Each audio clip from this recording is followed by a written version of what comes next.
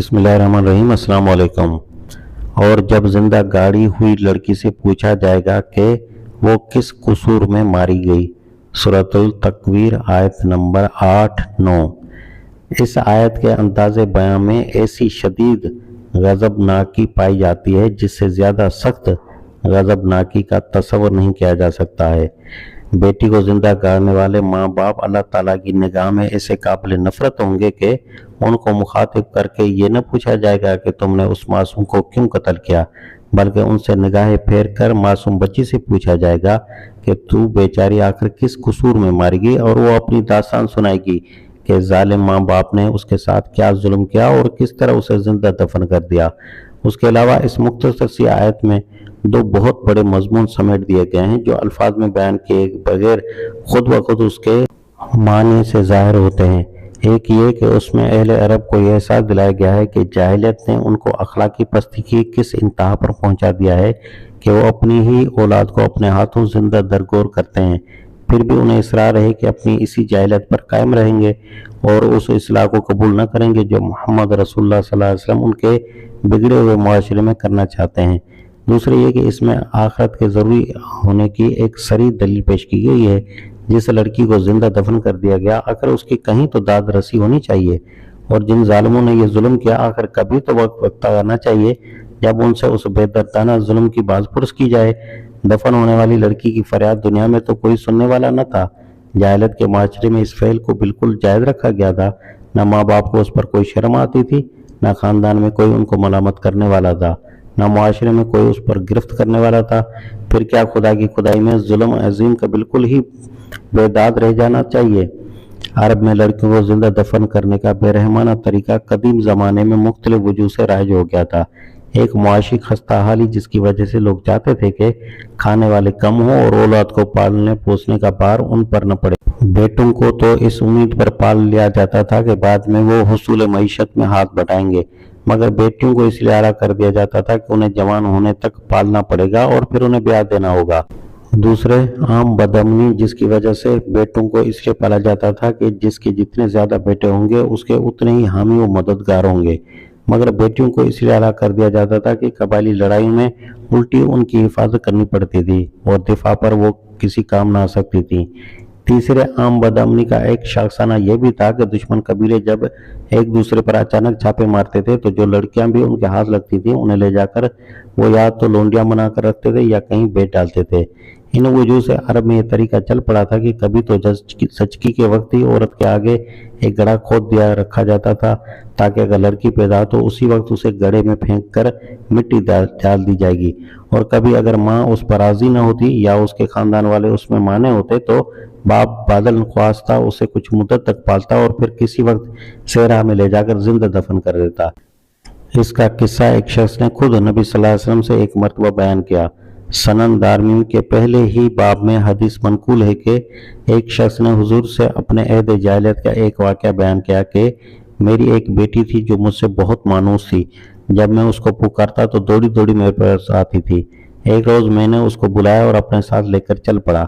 راستے میں ایک کنواں آیا، میں نے اس کا ہاتھ پکڑ کر اسے کنویں میں دھکا دے دیا۔ آخری آواز جو اس کی میرے کانوں میں آئی وہ تھی ہائے ابا، ہائے ابا۔ یہ سن کر رسول اللہ صلی اللہ علیہ وسلم رو دیے اور آپ صلی اللہ علیہ وسلم کے آنسو بہنے لگے۔ حاضرین میں سے ایک نے کہا، اے شخص تو نے حضور کو غمگین کر دیا۔ حضور نے فرمایا، اسے مت روکو، جس چیز کا اسے سخت احساس ہے اس کے بارے میں اسے سوال کرنے دو۔ پھر آپ نے اسے فرمایا کہ اپنا قصہ بیان کر۔ اس نے دوبارہ اسے بیان کیا اور آپ صلی اللہ علیہ وسلم سن کر اس قدر روئے کہ آپ کی داڑھی آنسوں سے تر ہو گئی۔ اس کے بعد آپ صلی اللہ علیہ وسلم نے فرمایا، جاہلیت میں جو کچھ ہو گیا اللہ نے اسے معاف کر دیا، اب نئے سرے سے اپنی زندگی کا آغاز کر۔ یہ خیال کرنا صحیح نہیں ہے کہ اہل عرب اس انتہائی غیر انسانی فعل کی قباحت کا سرے سے کوئی احساس ہی نہ رکھتے تھے۔ ظاہر بات ہے کہ کوئی معاشرہ خواہ کتنا ہی بگڑا چکا ہو وہ ایسے ظالمانہ افعال کی برائی کے احساس سے بالکل خالی نہیں ہو سکتا۔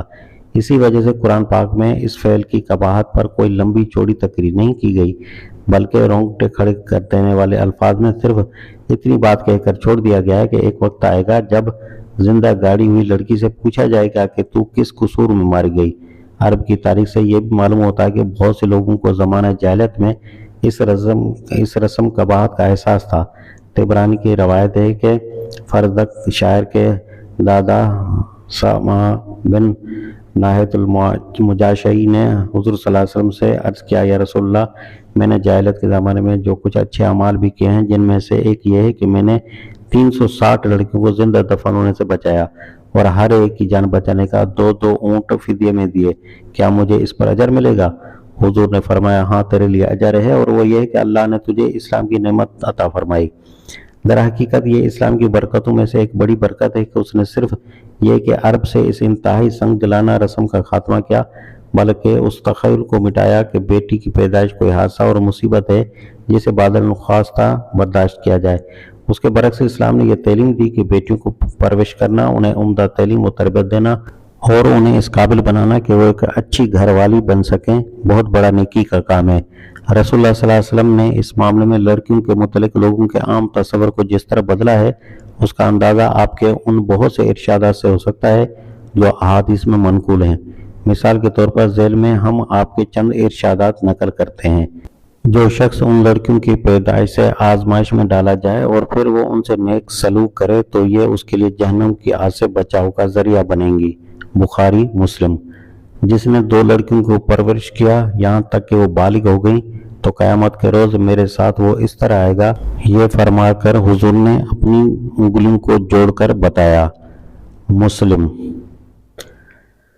जिस शख्स ने 3 बेटियों या बहनों को परवरिश किया, उनको अच्छा अदब सिखाया और उनसे शफकत का बर्ताव किया, यहाँ तक कि वो उसकी मदद की मोहताज न रहीं, तो अल्लाह उसके लिए जन्नत वाजिब कर देगा। एक शख्स ने अर्ज़ किया, या रसूलुल्लाह, और 2? हुजूर ने फरमाया, और 2 भी। हदीस के रावी इब्न अब्बास कहते हैं कि अगर लोग उस वक्त एक के मुतालिक पूछते तो हुजूर उसके बारे में भी यही फरमाते। शरहतुल सुन्नह। जिसके यहाँ लड़की हो और वो उसे जिंदा दफन न करे, न जलील करके रखे, न बेटे को उस पर तरजीह दे, अल्लाह उसे जन्नत में दाखिल करेगा। जिसके यहाँ 3 बेटियां हों और वो उन पर सब्र करे और अपनी वुसअत के मुताबिक उनको अच्छे कपड़े पहनाए, वो उसके लिए जहन्नम की आग से बचाव का जरिया बनेंगी। बुखारी।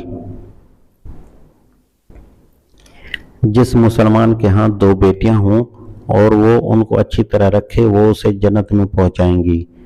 नबी सल्लल्लाहु अलैहि वसल्लम ने सुराका बिन जाशम से फरमाया, मैं तुम्हें बताऊं कि सबसे बड़ा सदका? फरमाया, बड़े सदकों में से एक क्या है? उन्होंने अर्ज़ किया, ज़रूर बताइए या रसूलुल्लाह। फरमाया, तेरी वो बेटी जो तलाक पाकर या बेवा होकर तेरी तरफ पलट आए और तेरे सिवा कोई उसके लिए कमाने वाला न हो। इब्न माजा। यही वो तालीम है जिसने लड़कियों के मुतालिक लोगों का नुक्ता नज़र सिर्फ अरब ही में नहीं बल्कि दुनिया के उन तमाम कौमों में बदल दिया जो इस्लाम की नेमत से फैज़याब होती चली गईं।